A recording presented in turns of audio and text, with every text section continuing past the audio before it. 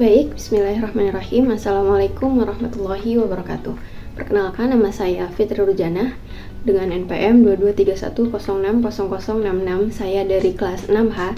Sebagai tugas dari pengembangan diri, saya akan menjelaskan tentang self-control, yaitu seni pengendalian emosi dan juga tindakan. Oke, sebelum kita masuk materi, kita akan membahas makna dari self-control tersendiri. Nah, di sini dijelaskan dari Calhoun dan Ococella pada tahun 1990 menyatakan bahwa kontrol diri adalah pengaturan proses fisik, psikologis, dan perilaku seseorang.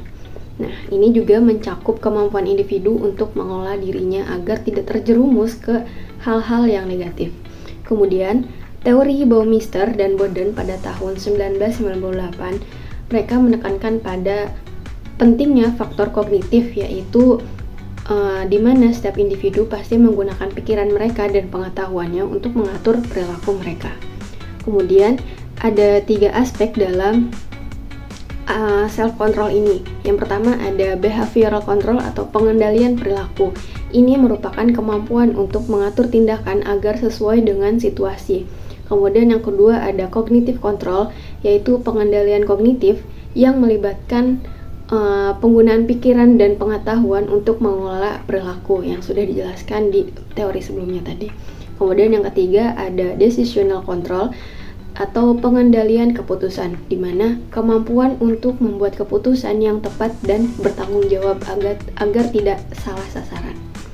Kemudian selanjutnya di sini ada 3 jenis self control. Menurut Block and Block ada 3 jenis kontrol. Yang pertama ada over control.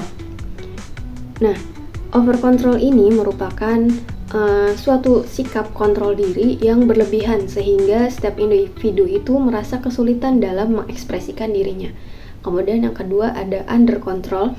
Di sini kontrol diri yang rendah sehingga individu cenderung bertindak impulsif tanpa mempertimbangkan hasilnya atau tanpa adanya pertimbangan yang matang. Kemudian yang ketiga ada appropriate control. Nah, kontrol diri ini merupakan suatu kontrol diri yang tepat. Kenapa? Karena di appropriate control ini, individu mampu mengendalikan impuls secara proporsional sesuai tuntutan dan situasi. Kemudian, kenapa kontrol diri atau self-control ini penting? Nah, jawabannya adalah dengan adanya self-control atau kontrol diri ini bisa membantu individu dalam menahan perilaku dan mengelola emosi mereka dalam berperilaku. Kemudian self-control juga dapat mengurangi perilaku yang merugikan diri sendiri ataupun orang lain. Kemudian ciri-ciri dari self-control ini, seseorang yang memiliki kontrol diri yang bagus atau yang baik, dia pasti mampu mengontrol stimulus dari atau dorongan diri yang muncul. Kemudian dia juga dapat mengantisipasi dan menafsirkan peristiwa dengan baik, jadi dia tidak berburuk sangka. Kemudian yang ketiga, dapat mampu mengambil keputusan yang tepat. Seseorang yang memiliki kontrol diri yang bagus, pasti dia akan memikirkan sebab atau akibat yang dihasilkan dari suatu tindakan, entah itu baik atau buruknya, sehingga dia dapat mengambil suatu keputusan yang tepat. Kemudian yang keempat, dapat menahan perilaku impulsif dan mengelola emosi secara sehat. Sama seperti poin ketiga tadi, seseorang akan mengambil atau mengelola emosinya sesuai dengan akibat yang akan dihasilkan. Kemudian yang kelima ada bertanggung jawab atas tindakannya sendiri. Oke, yang selanjutnya di sini ada teknik mindfulness. Mindfulness ini adalah praktik kesadaran penuh terhadap pengalaman saat ini tanpa menghakimi diri sendiri. Nah, di teknik ini terdapat beberapa cara. Yang pertama ada mediasi duduk, pemanfaatan panca indera, mindful breathing atau pernapasan secara sadar, mediasi singkat harian, makan dengan kesadaran, berjalan dengan kesadaran. Jadi semuanya ini kita lakukan secara sadar dan tanpa menghakimi diri sendiri. Kemudian ada teknik selanjutnya, yaitu teknik menunda kepuasan.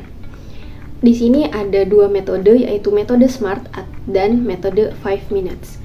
Yang pertama, kita akan membahas tentang metode SMART. Di sini adalah SMART sebagai tujuan kita untuk menunda kepuasan ini. Yang pertama ada spesifik. Tujuan kita dalam melakukan sesuatu itu pasti harus spesifik, harus jelas. Kemudian measurable. Measurable ini dapat diukur, jadi tujuan-tujuan kita itu harus dapat diukur. Kemudian yang ketiga ada achievable, tujuan kita ini dapat dicapai.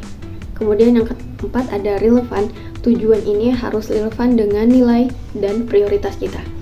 Kemudian yang terakhir ada time bound. Time bound ini ada skala waktunya, jadi ada batasnya tersendiri. Kemudian ada metode 5 minutes. Di sini ada identifikasi dorongan, set timer 5 menit, refleksi, ambil keputusan.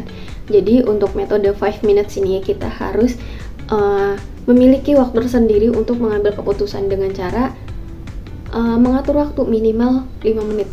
Karena seseorang yang mengambil keputusan tanpa adanya pikiran atau kita belum adanya identifikasi, itu pasti akan mengakibatkan hal-hal yang tidak diinginkan. Oke, selanjutnya ada teknik journaling untuk mengelola emosi. Nah, teknik ini melibatkan menulis pengalaman, perasaan, pikiran secara teratur sebagai cara untuk mengenali, memahami, dan mengatur emosi. Kemudian di sini ada keuntungannya. Jadi teknik journaling ini sebagai bentuk ekspresi emosional, refleksi diri, peningkatan kesadaran emosi, dan juga pengendalian diri dan regulasi emosi. Jadi teknik journaling ini sangat bermanfaat untuk mengelola emosi. Jika teman-teman sulit untuk mengungkapkan apa yang dirasakan, bisa dilakukan dengan teknik journaling ini. Kemudian dari materi ini bisa ditarik kesimpulan bahwa self-control dalam psikologi merupakan kompetensi penting yang memungkinkan individu dalam mengelola emosi, perilaku, dan dorongan internal agar tetap sesuai dengan nilai dan norma yang berlaku. Kemudian, kemampuan ini sangat berperan besar dalam membentuk karakter dan mencegah perilaku impulsif serta mendukung pencapaian tujuan hidup yang lebih baik.